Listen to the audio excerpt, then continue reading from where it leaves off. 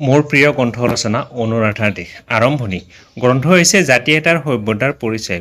গ্ৰন্থ অধ্যয়নৰ জৰিয়তে আমি নিজকে জ্ঞান অন্বেষণৰ প্ৰতি ধাৱমান কৰি তুলিব পাৰোঁ। গ্ৰন্থৰ সমান বন্ধু নাই বুলিও কোৱা হয়। এখন গ্ৰন্থই মানুহক অনাবিল আনন্দ প্ৰদান কৰিব পাৰে। সেইবাবে যিমান পাৰোঁ আমি গ্ৰন্থ অধ্যয়ন নিয়মীয়া অভ্যাসৰূপে গঢ়ি তুলিবলৈ যত্ন কৰিব লাগে। অসমীয়া সাহিত্যৰ ২-৪খন উপন্যাস, গল্প সংকলন আৰু জীৱনী গ্ৰন্থ মই পঢ়িছোঁ। তাৰ ভিতৰত ফণীন্দ্ৰ কুমাৰ দেৱচৌধুৰীৰ দ্বাৰা ৰচিত অনুৰাধাৰ দেশ নামৰ উপন্যাসখনে বাৰুকৈয়ে আপ্লুত কৰিছে। সেইবাবে প্ৰিয় গ্ৰন্থ হিচাপে মই অনুৰাধাৰ দেশৰ কথাকে লিখিবলৈ লৈছোঁ।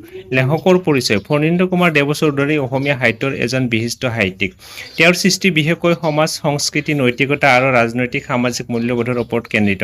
লেখকগৰাকীৰ ভাষা প্ৰাঞ্জল, গভীৰ আৰু চিন্তনশীল। তেওঁ নিজৰ উপন্যাসসমূহত সময়, সমাজ আৰু মানুহৰ মনোভাৱৰ প্ৰতিফলন কৰি পাঠকক চিন্তাৰ পৰা দৃষ্টিভংগীলৈ আগবঢ়ায়। গ্ৰন্থৰ কাহিনী। এই উপন্যাস মূলতে অনুৰাধাৰ জীৱনৰ কাহিনী। তেওঁ সদায় ন্যায়পূৰ্ণ পৰিৱেশ বিচাৰে, কৃত্ৰিমতাৰ স্বাৰ্থ আৰু অসাম্যৰ বিৰুদ্ধে নিজৰ বিশ্বাস ৰাখে। সমাজৰ সংকীৰ্ণতা, প্ৰাৰম্ভিক যুগৰ প্ৰথাসমূহ আৰু জাতি বিভাজন যেনেকৈ অনুৰাধাক প্ৰভাৱিত কৰে, সেয়া পাঠকৰ মনত গভীৰ ছাঁ এৰে। অনুৰাধা এক সমাজসেৱী হিচাপে গাঁৱৰ শিক্ষাৰ বিকাশ, নাৰী সমাজৰ সশক্তিকৰণ আৰু দীন দুখীয়াৰ সহায় কৰাৰ বাবে আত্মনিয়োগ কৰে। ভাল লগাৰ কাৰণ। এই উপন্যাসখনে বহু দিশৰ পৰা হৃদয় স্পৰ্শ কৰে। প্ৰথমতে, দেশভক্তি আৰু সামাজিক দায়িত্ববোধ।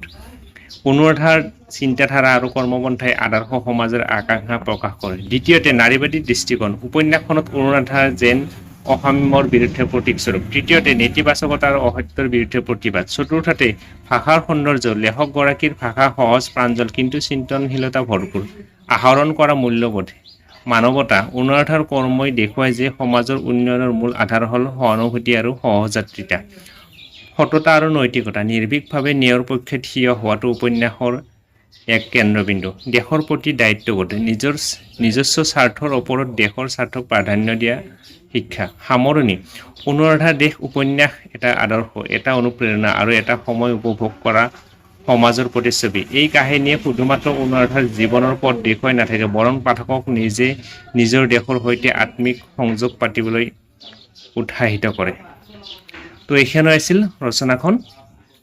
তো ৰচনাখন আপোনালোকে চাওক আৰু যদি ভাল লাগিলে আপোনালোকে এটা লাইক কৰিব, কমেণ্ট কৰিব।